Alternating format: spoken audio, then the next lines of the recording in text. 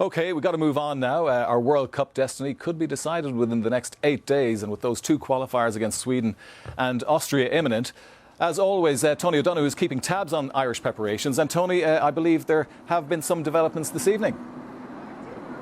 Yeah, big development, Peter. Shane Long, of course, a big hope for us if we're going to get on the score sheet against Sweden and Austria, Ireland's number 9. Well, he's left the Ireland team base in Malahide this evening and is heading back to England. Obviously, it's transfer deadline day, so he's been linked with a move from West Bromwich Albion. I understand it could be Hull City that he's hoping to finalise a move with this evening. So Shane Long has left the Irish camp. James McCarthy, because of transfer deadline day as well, never even came over. We understand he's moving from Wigan to Everton.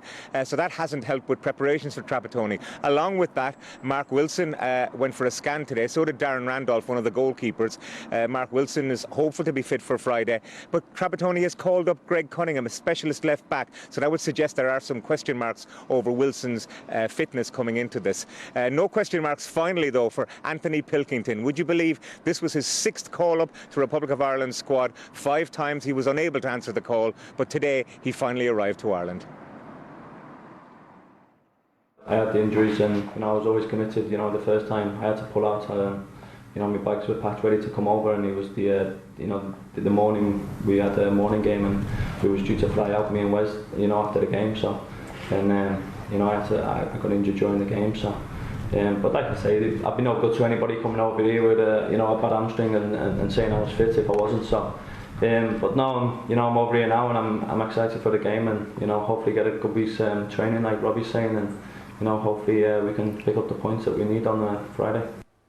Yeah, it's great to see Anthony Pilkington in the squad. Tony, all this going on with players about to move from clubs at this particular moment in time, it's not exactly ideal for Trapattoni, and sometimes it's hard to interpret exactly what he's thinking about it all. So can you enlighten us?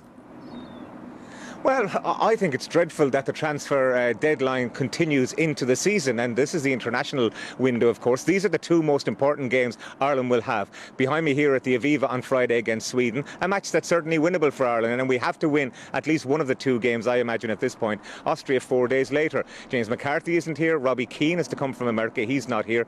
Shane Long has to come back if he is on his way to Hull, as we understand. Greg Cunningham isn't here.